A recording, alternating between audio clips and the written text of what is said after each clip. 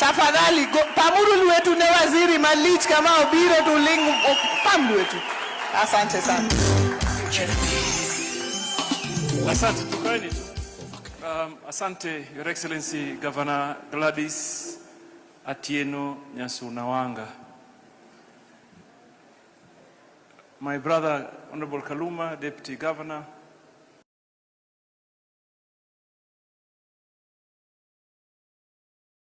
Miu mambo uko fiti? Ngari kinoma, kama ni noma noma, kama ni mbaya mbaya. Your Excellency Governor, my team had prepared a whole speech for me, what they define as the keynote speech.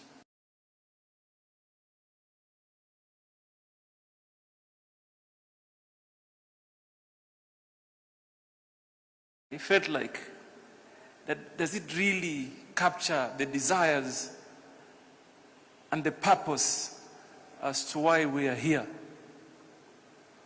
Because government comes to such places to listen more than to speak. For me, I'm here to listen. That's why we began by going to the ground, so that we can understand the needs and the demands of the people. But what I'm very grateful about today, Your Excellency Governor Glado, is the fact that we are now having this blue economy and maritime conversation. 10 years ago, we never talked about it. In fact, just 4 years ago, nobody had a conversation about blue economy and maritime affairs. And it is broad. Some people would imagine really it's about fishing. It is not. It is about fishing, job creation, wealth creation, mobility, connectivity, opportunities. It is broad. We were looking at tilapia just now from the exhibitions. And someone explained to us that if you catch a tilapia, there is nothing that supposedly should go to waste. Nothing.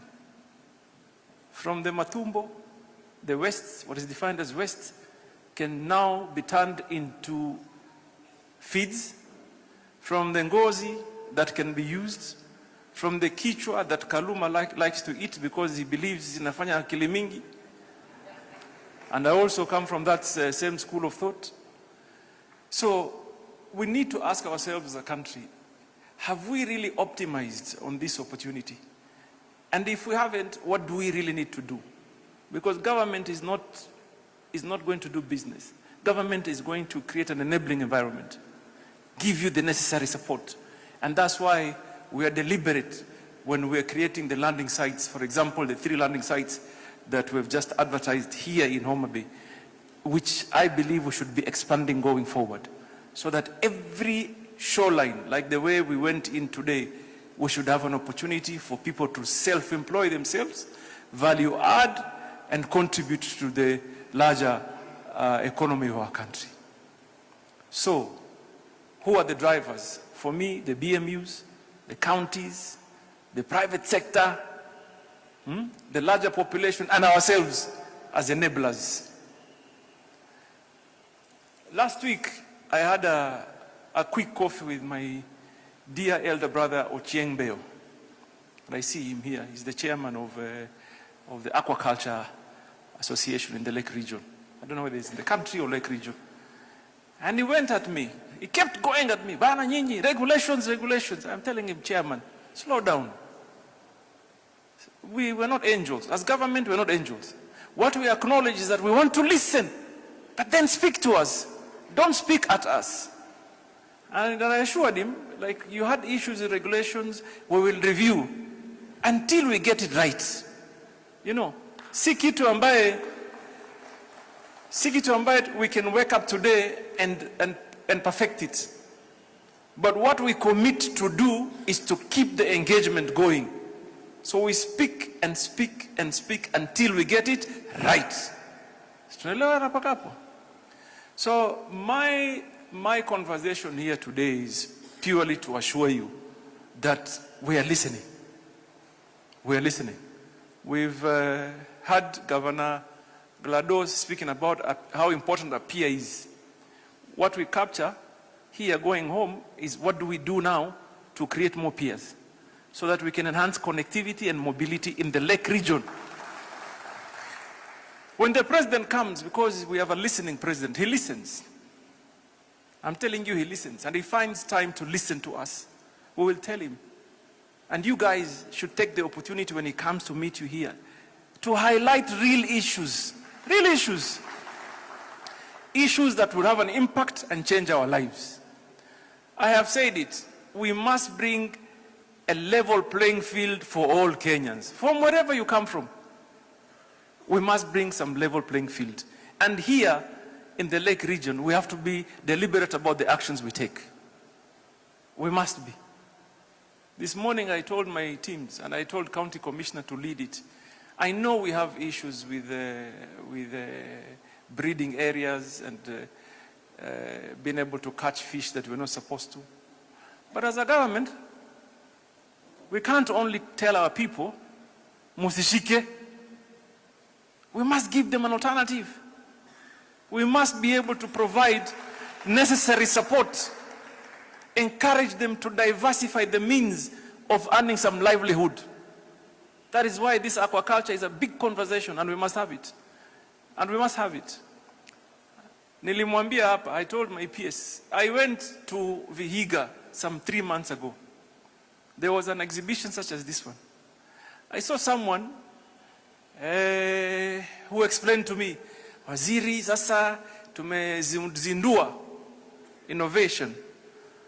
Some feeds, tunatumia sijui nini. Nikamwambia sasa wewe si nilikuona Vihiga. You're telling me 2 months down the line, the same thing in another exhibition here in Homabay. How are you helping me? You know, it is true. What we need to do is to scale up our innovations, put it to better use, and bring it now to grassroots. Ndio watu wapate, we progress. Sindio? Because I know the greatest challenge, and the people are happy to diversify, by the way. Wild catch is always the sweetest. They say it's natural. But in the world today, the aquaculture and mariculture is the way to go. People are doing it. People running an entire economy in some cities. We have to do it, but we have to do it correctly. Sindio? Deploy the technology that responds to the demands of the moment. Sahi, what are people doing that works? So that we don't put our people under pressure. Unajua niliambia watu ya nini, watu ya mara nyingi na ngoa KWS and the multi-agency. Ukienda kushika mvuvi na neti mbaya, tafadhali, just call us. We have a whole ministry ya blue economy. Call us. So that it is our responsibility to try and help them find the right nets and educate them.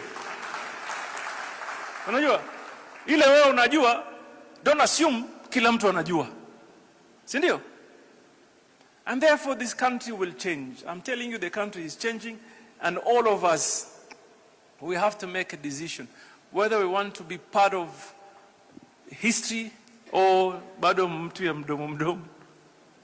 Kuna watu wanaongea, kuongea ni rahisi. Unajua mimi, I have done so much opposition politics. So much. Me, headquarter of opposition. And I can tell it to you today, there is nothing as easy as to criticize. Ile tu kusema hari hafai, aende. Hiyo rahisi. Ni microphone tu na speaker. Na ulimaliza. I tell you, ile ya kusema VC wa hii Tomboya hafai, hiyo ni microphone tu na nini na speaker. Real work requires thinking. Real work requires consultation. Real work requires research. You know, real work requires investment in getting things done. Now, we have been given that opportunity. God has given us that opportunity. Me, I speak for myself. Mimi sasa ni waziri wa madini, uchumi samawati, ama vile rafiki yangu Kaluma anasema uchumi wa maji vile bora elewe tu, na mambo ya meli na maritime na masala ya bahari. The question I would ask myself every day as I go to sleep ni nini? What is this thing that I'm going to do tomorrow to create a difference and leave an impact? Sijui kama tunapatana.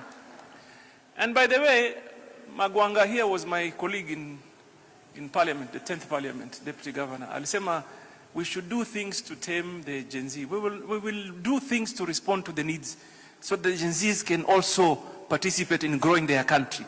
Everybody has a responsibility. Everybody.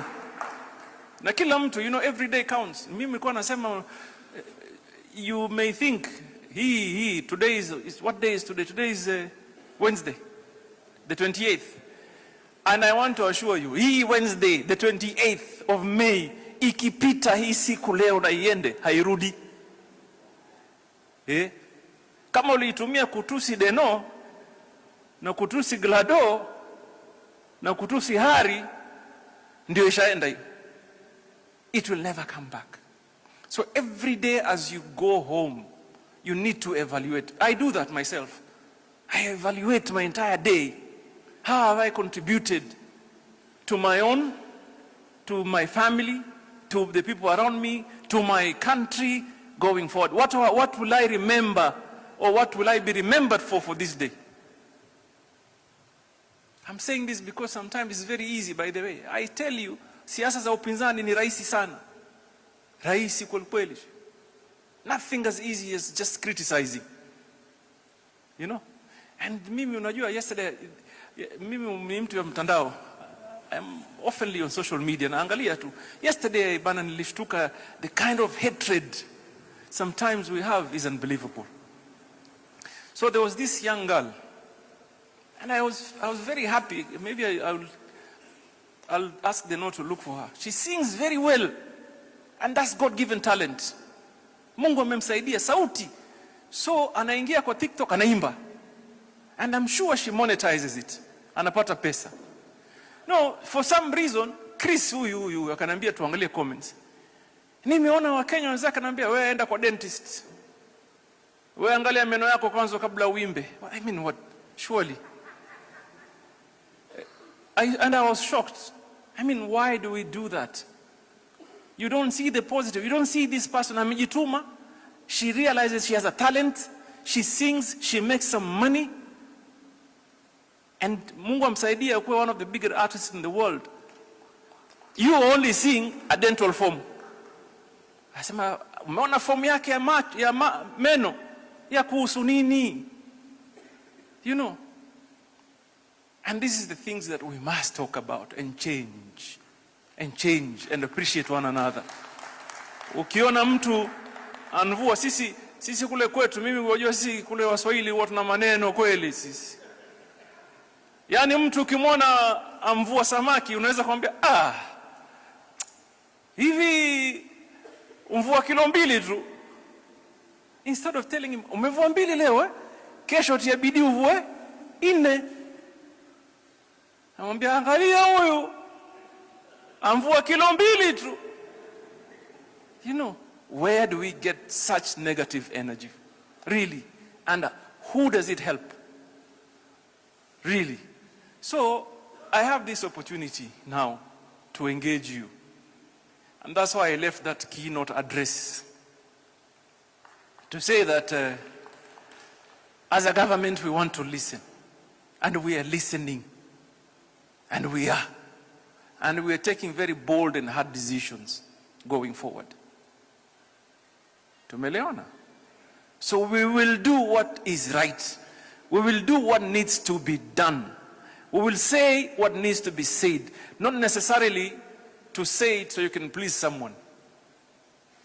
Nimeambia pale awali, my friend, the opposition politics is the easiest. And I have seen, have you not seen, people who are in government, deep in government, people who are making decisions in government, when they left government, all of a sudden they become angels and Mr. Know-it-all, some of them. Wanajua kila kitu. Mimi mwenyewe I was sharing my experience. Mimi nilikuwa siku moja nimeingia serikali hii ya Dr. William Samoei Ruto, and I found him to be a very easy guy. Hana pressure. Mimi naingia very comfortably, napiga naye story, hakuna pressure. Sasa siku moja nimekuja hapa, mnanijua mimi na mambo yangu, sio? Sina mambo yangu mimi. Mimi lazima nimpige topa na kofia zangu zile lazima nzidunge, sio? So siku nyingine nilivaa kofia nikaingia hapo. Nikasalimia, Your Excellency. Kwa mtu mmoja hata nikujie juu. Wewe ni waziri, utavaa vipi kofia? Nikamwangalia huyu, vipi huyu? Yaani katika yote ameona kofia. Yaani nikasema huyu ni deal naye nini? Alafu nikaangalia boss. Sasa siku hiyo niko na boss. Kaangalia president ananiambia tu calm down man. Wachana hii story. And I went home asking myself, so in that room we spoke about many things. We discussed about real issues. Lakini huyo mtu aliona kofia tu. Siku ya pili nikaenda nikamsema leo ndio naenda na ile kofia sasa. Nikatafuta ile yenyewe sasa. Honestly nikaingia na kofia. Lakini the wisdom of the president, aliniona kwa mbali na kofia yangu nikija, akasema yule. Akatuma mtu mwambie ule waziri avue hiyo kofia, atavaa baadaye. Awache tu ipite. And that tells you kuna watu wanafikiria mambo in a different ways. Some that mean well for the larger community, larger population and the country. Some really is just about them and themselves and their families and the closest people to them. So ni sisi tuamue. So nataka niwaulize hapa Homabay. Sisi tutakuwa watu wa kuhesabika wa tofauti ama tutakuwa wale wale? Sisikii. Are we going to be the people that will be different to create a positive impact in our lives and for our families and the larger population, or will be just like the other guys, or that all we do is speak and do nothing? Are we going to be creating change? Are we going to be the change, the change? Are we going to be the change? Or are we going to be the masters of the change? Here, Homabay will be the epicenter of the change. Tumekubaliana? And we will respond. Us, we will respond. Mukitukujia, tuwakujia. Mukutuita, tunakuja. Mukidemand, tunadeliver. Tumeelewana? You ask, we respond. Mimi nimejua hapa kumbe Kiswahili hakuna kabisa. I was looking at Ochieng Beo here because I know he served in the East Africa Legislative Assembly. Nikaona labda huyu atajua Kiswahili. Kumbe yeye pia hajui kabisa. Unakijua? Unaona anasema najua bana. So Mimi, I want to thank you, my brother Deno, for this very useful interaction, and we should encourage that we continue with this momentum so that it doesn't end here. Governor, I assure you of our utmost support. When you need us, we shall be here. My brother here, Harry Kimtai, amezungumza mambo ya madini, about geological valuable minerals that you may have here. And I tell you, this whole region is blessed. Blessed. You cannot talk or discuss about minerals in the entire country without talking about this region. For gold, for RE, for colored stones, for copper, and in plenty, by the way. And even diatomite here, iko. Ya kufanya glado awe mrembo. Paka hivi, yule bwana nyumbani anafurahi. Ajui kama sisi watu wa madini tumechangia. Tumeleta diatomite, tukatengeza nini? Cosmetic and others. So Governor, I want to thank you for hosting us. Niseme asante sana. Niwaambie wote, the VC, asante sana. And finally, VC, I have seen a trend, and I'm happy that if we can engage, because every now institutions now, because maritime blue economy is picking up, people are developing curriculum. Like TUM is doing it. I was told the private institutions like Mount Kenya is trying to do it. I want to partner you up with global institutions so that you get it right. And we already have established partnerships in Singapore, in Korea, and recently in Denmark. So find time and engage with us so we tukuunganishe. Niseme asanteni sana. Mimi naona mumekaa sana hapa. You've sat for too long. DJ.